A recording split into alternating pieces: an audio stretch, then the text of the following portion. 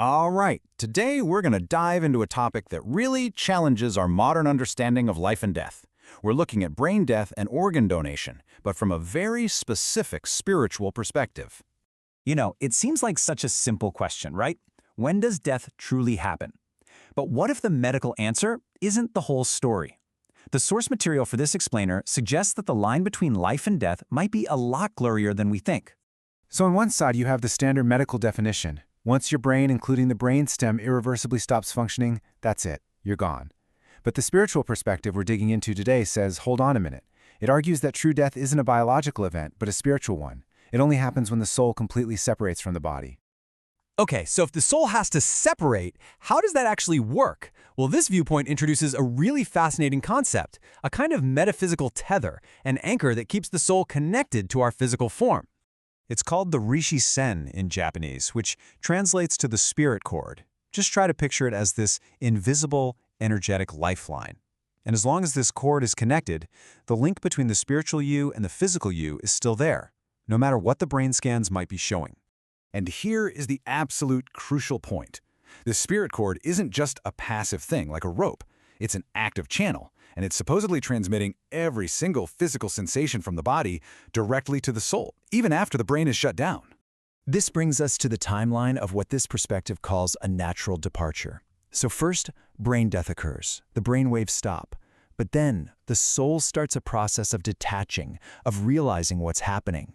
And this takes time, about 24 hours, for the spirit cord to finally break. And it's interesting, the source points out that the traditional Japanese wake, the Otsuya, is held for this exact reason, to give the soul the time it needs to leave peacefully.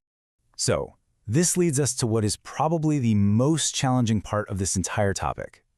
If the soul is still connected and still feeling for up to 24 hours, what is that experience like? What's happening in that state of limbo? Let's be really clear here. The body might be clinically dead, but according to this view, the soul is still conscious. It's still there, and it's still capable of feeling everything. And as you can imagine, this has some profound implications for organ donation. This is really the question at the heart of it all. If the soul is still there and can feel pain, what is the experience of having your organs removed during that transitional period? Yeah, the source material does not pull any punches. It describes the experience in the most visceral terms possible.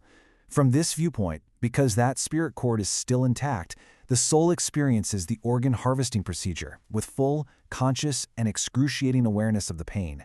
Now, to understand why this is seen as so traumatic, we have to look at this idea of a composite soul. The idea is that our soul isn't just one single thing. It's more like a complex collection of consciousness, where each individual organ has its own little spark of awareness. At death, the job of the main soul is to gather up all these parts for unified departure. So you can see how removing an organ too soon would be seen as violently disrupting that sacred process. And the story doesn't end with the donor. This perspective argues that the spiritual state of that donor creates a ripple effect that directly, and I mean directly, impacts the person receiving the organ. Apparently, the donor's mindset is absolutely key. If someone believes that death is just the end, full stop, they might experience immense confusion and suffering in the afterlife, trapped by the feeling of their missing organs. But by contrast, a donor who is spiritually aware can consciously frame that pain as a final act of love, which is said to help them endure it and eventually find peace.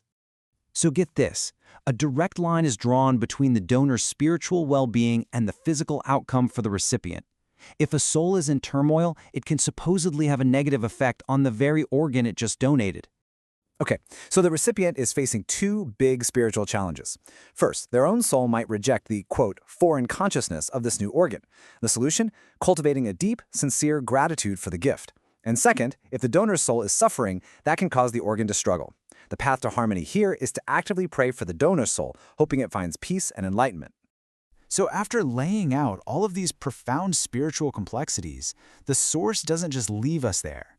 It actually offers a pretty clear path forward for everyone involved in this process. So here are the key takeaways. For anyone considering being a donor, it's about being fully aware of what this spiritual journey might involve. For recipients, it's a call to action. Practice that deep gratitude and pray for your donor. And for families, the guidance is simple but crucial. Just wait. allowed at least 24 hours before any final procedures, like cremation, to give the soul the time it needs for a peaceful transition. Ultimately, this perspective isn't trying to condemn organ donation, it's just reframing it. It's saying, yes, this is an act of profound love, but it's one that comes with a very real spiritual sacrifice and pain. And it's asking us to hold both of those truths at the very same time. And that leaves us with a final, massive question to think about.